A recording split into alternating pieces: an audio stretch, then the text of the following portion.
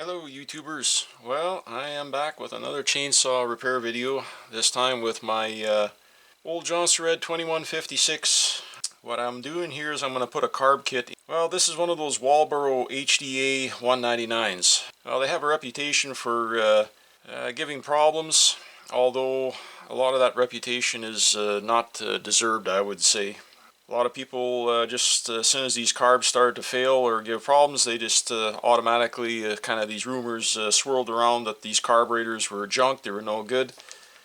They had an accelerator pump in them, and they had a goofy plastic spacer plate on the diaphragm metering side.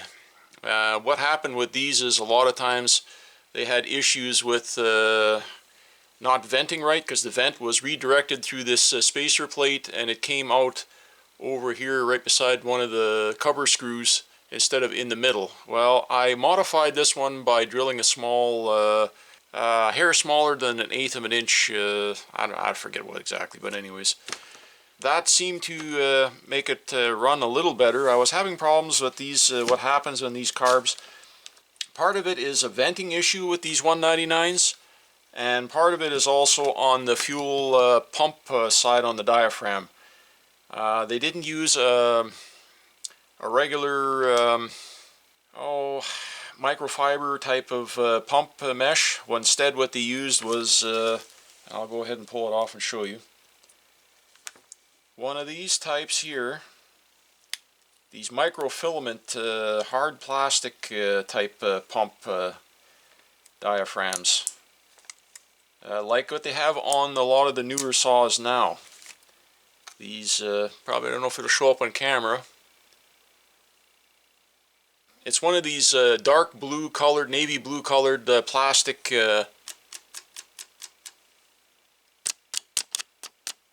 they're hard and crispy, and that's the way they are right from brand new. Now what happens is these little pumper flaps in here can't pump enough fuel, it seems, at times. At times they will, and at times they don't. So what happens is you're adjusting your jets in and out, trying to find a happy medium. Not constantly. You'll adjust them and you'll cut a little while. They'll work perfectly fine, run good, and then all of a sudden it'll start running pig rich. Lean it out just a little bit, cut another tree. All suddenly they'll start running on the lean side. And I think what's happening is, it's like I say, these diaphragms don't pump enough fuel. And because these have on the opposite side here, on the metering side, not well, poor vented design. The combination of fuel pumping ability and or lack of, and the diaphragm not being able to vent or regulate itself properly, it sometimes can make these carbs glitchy. Now they do have in them here, on the opposite side here, they do have, actually right over here, there's a brass Welch plug, and in behind here is a little piston controller, and that's actually where there's a couple of tiny little O-rings and a little brass or bronze piston in there. And that's your accelerator pump, apparently. I've never had one of these apart, just what I've been told. So these have been known sometimes to go bad on them, but actually very rarely. They say like maybe 1 in 1,000 or something, or less. So most of the issues with these carbs when they start to act up is usually a vent issue, or like I say, this fuel pump diaphragm, these blue plastic hard diaphragms. So when you order a kit for these 199s, they're a little bit different than the other ones because they have these this bent hole off to the side. If you're not going to drill a hole in it here, you have to get the gasket kit, the right Walbro gasket kit for them. That's a K24, not a K22. All the other HDAs and the you could all the way back into the 262 XPs and stuff, they use you can use the same kits. I had a couple of genuine OEM Walbro kits, but I used them elsewhere, so I couldn't find a decent price on them in my local market. They were crazy expensive, almost $30 a kit. So yes, I just went ahead and ordered like a 10 or 20 pack of these Walbro carb kits from China. I've already gone ahead and used 2 or 3 of these kits. Put a kit in my 262. This one is a K24 kit. It's got the extra hole for the side vent and everything. But you don't have to use they give you an extra gasket in this kit, or at least in this kit anyways. You can use it or not use it, it's fine. What I'm after in this one is the fuel pump diaphragm, and we'll go ahead and swap out the other metering diaphragm. I had this apart and I checked it last year or year before when I did some work on this saw, when I first got it going, when I first got the saw. I went ahead and it was running a little bit funky. The saw hadn't run in like, I think the guy told me he hadn't had it running in 4 years or something like that. So I figured that might be an issue. I went ahead and drilled a hole in the diaphragm and the metering plate to vent it, and it did help. It ran a little better after because it was running a little bit funky, but it didn't totally cure it. The saw does run a little helter-skelter. So, like I say, we're going to go ahead and this one, the reason I ordered these kits is because it had the tan colored fiber one that's supposed to be ethanol resistant. So we'll see how that works out. Now, this one has an actual rubber gasket. So I'm going to go ahead and, this one isn't distorted. It's not, it was in good shape. I had checked this out before, not leaking. So I'm going to go ahead and leave that, this rubber gasket in place. I'm not gonna change that one. I'm gonna leave it alone. I'm just making sure that I've got this oriented in the right direction here over the pumper ports where it's supposed to be. And they've got little dowel pins on here. And this goes diaphragm down to the carburetor, gasket up to on top onto the plate, and the other side is the opposite way around. There we go. Hopefully you folks can see this. I don't have it zoomed in, but there's lots of rebuild videos here on YouTube about this. Now, I had an exact same problem with a 359 Husqvarna that I rebuilt about 1.5 years ago. It was running the exact same way that this 2156 was running, and it's got a Walbro HDA 199 carb on it, and I did the exact same treatment that I'm doing to this one. I drilled the vent in the metering plate, and I swapped out this blue hard pumper filament for one of these tan fiber ones. And while we're at it, we're going to go ahead here and pull the metering diaphragm off of here. Although I don't think, like I say, I think this one is, when I had checked it, the diaphragm was in good shape. It wasn't all dried out and crispy, but I've got a brand new one, so we're going to go ahead and put it in here anyways.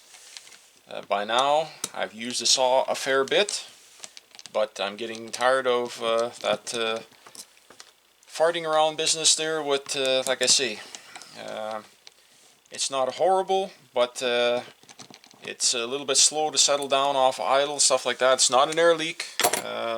All the intake track on this saw has been updated or upgraded. Yeah, this diaphragm is getting a little bit crispy. Now you got to remember, this is all put together in layers, this crazy thing. I don't like if you're doing these carb kits, yeah, this one's, yeah, I don't know if you can hear it, but yeah, it was okay when I had it apart. It was still pliable, but it's with age now and some use, and probably it's getting a little bit crispy. And like I say, I've got a new one here, so we're just going to go ahead and swap this out here for a new one. I do have the gaskets for it. I don't know why I am piddling around here with the old one, but if and whenever I can, I don't like if the gaskets aren't ripped, if they're not torn, and there's nothing you know, out of ordinary, and if they're not leaking or anything like that, or show signs of weeping or anything, I will actually leave the original OEM gaskets in place. it's getting a little bit crispy, so it's time to be changed. Compared to the new one that's just nice and you know, soft. This one you don't have to worry about clipping your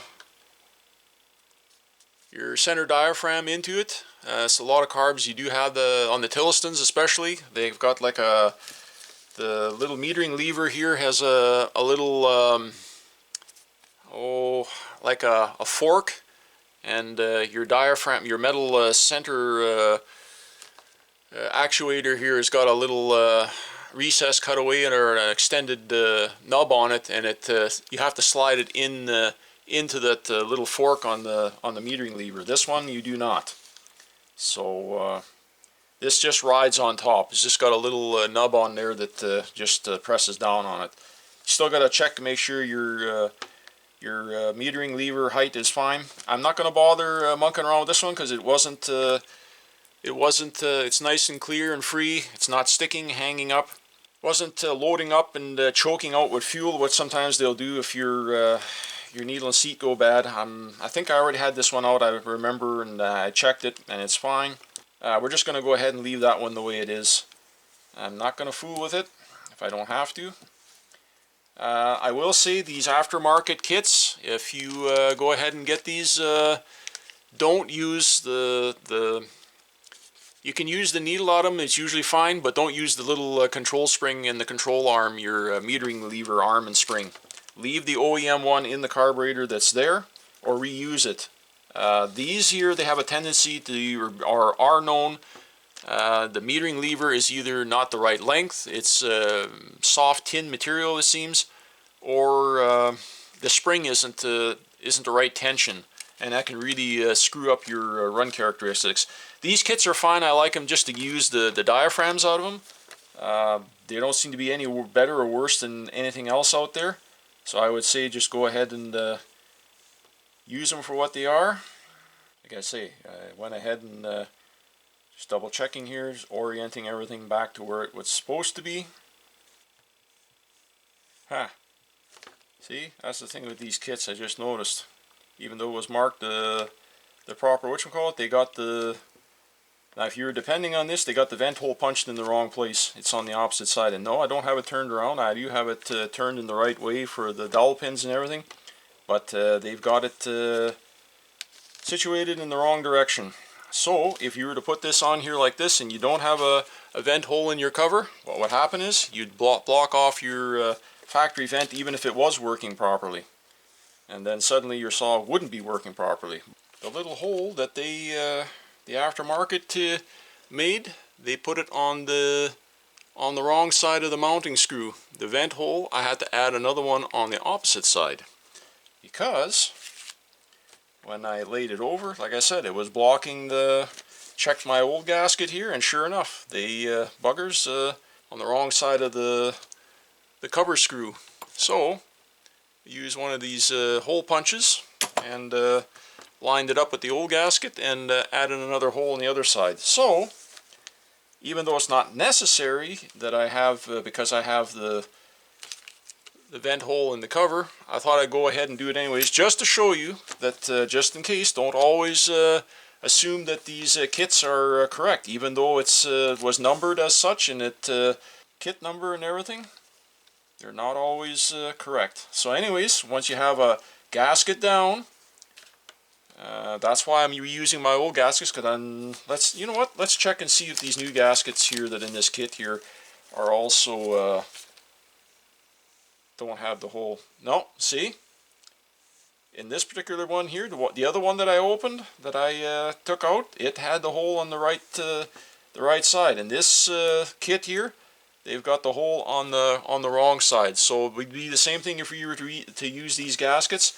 They would have the non-vented hole on the wrong side. You only need it on the one side because your plate is on the other side. It doesn't matter. But they got this plastic spacer block, and this has to go the right way as well, so that you have your vent facing in the right direction. So that one goes like so. And then there's a second gasket. That's where the second gasket comes over here for your lid. So there we go. Go ahead and put your screws back in here. Everything lined up properly. And there we go. One carb kit installed. Now hopefully that does solve the issue with this for this carb. I think it probably will, because now it's double vented, so that should no longer be ever an issue with this carb again. So if it's still acting up, then it's the fuel accelerator pump that's circuit is an issue in here. Now apparently you can pull this brass Welch plug out of here, take the piston out, and put a toothpick worth or two of epoxy in there, and then push the piston back in, and then you have to hold the throttle shaft open to stick it in the position where it needs to be, and then let the epoxy set for 24 hours and reassemble it, and you've closed off the accelerator pump circuit, and it'll no longer give issues with being a pain in the ass apparently. So that's again what I've heard. So with the combination of this bad fuel pump diaphragm here, these hard blue plastic ones that don't pump worth crap, don't use these. Upgrade them to the tan microfiber ones. A little bit hard and crispy. That will definitely, well, not going to make for a good running saw like that. So there we go. Now I just have to reinstall it. While I was at it, I went ahead and I had modified these EPA stoppers on here before already. They had little stopper tabs on there. I ground the tabs down so that I could get full adjustment. You know, more fuel or less or whatever to adjust it. So anyways, we're going to put this back together here. Pretty self-explanatory, quick to go back together hopefully. This one does have a gasket over here between your air intake horn and the carburetor body, so you got to make sure you get that in there. We'll go ahead and slip this down in here. That's why those gaskets get left out a lot of times, because people don't want to wrestle with that, getting them back in there. Oh, well, I guess it would help if I put it up on the right side, eh?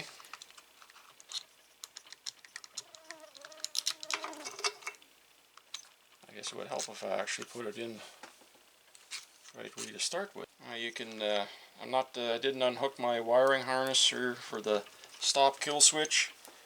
I'm just snap my choke control back into the carb control there.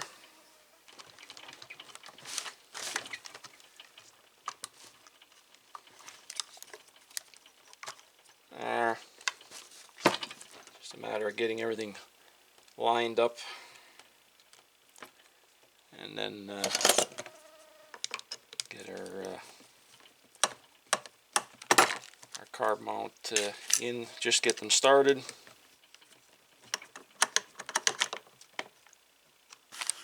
Get everything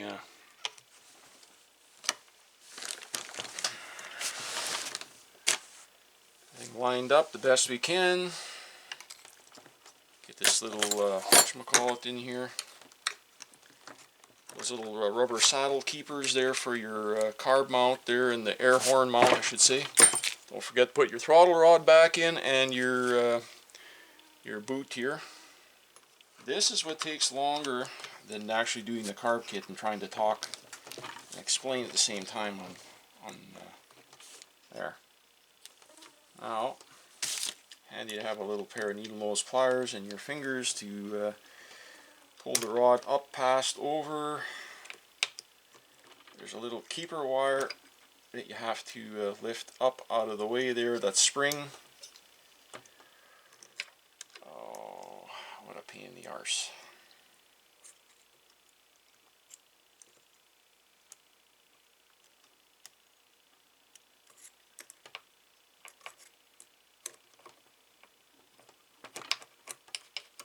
There we go. And then just tuck that little spring down underneath the There we go. You don't want to over torque these intakes because it is just a plastic thread there.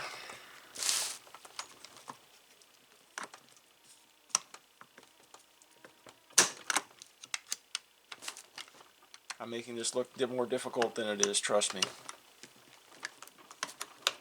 There we go. We got to hook up our fuel hose, fuel line, whatever you want to call it.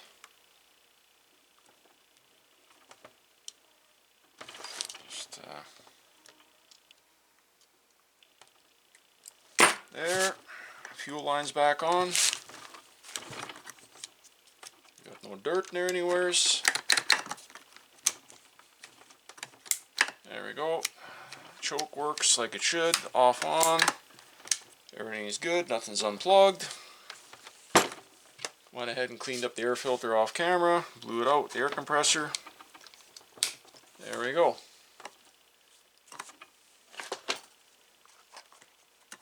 Now we're going to go ahead and throw a little fuel in it, see if it fires up, and there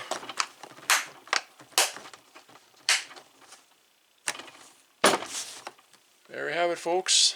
One Jonsered 2156 back together, and hopefully that solves my carb issues. I'm going to go ahead and throw some fuel in it and do a little tweak on the carb here if I have to, from where it was adjusted or set. We'll see. Maybe this pumps more fuel so it'll be too rich or whatever. We'll see. Well, put some fuel in it, run it a little bit outside, and fires right off. Idling a lot better than it did before. Starts excellent. One pull once it's warm. Not an issue. That's what it needed, was a carb kit, and like I say, that basically an upgrade. Just to recap here, changing the one blue pumper element or filament, and the metering diaphragm that was getting just a little bit unpliable, so to speak. We'll go ahead and fire it up here for you folks here just quickly.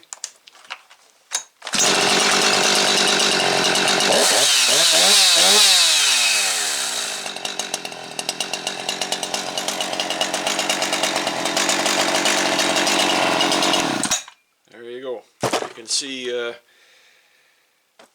revs out and regulates and comes back down to an idle right away like it should, not acting all funky like it was there before. So what this one needed was a little bit of TLC on the carb there, and an upgrade, and a new kit, and adding a new vent hole to those HDA 199s seems to, not everyone, but for most of them it seems to cure them. So anyways, just like to say thanks everybody for stopping by and checking out another one of my videos. Don't forget to like, share, subscribe, and we'll see you all in the next one.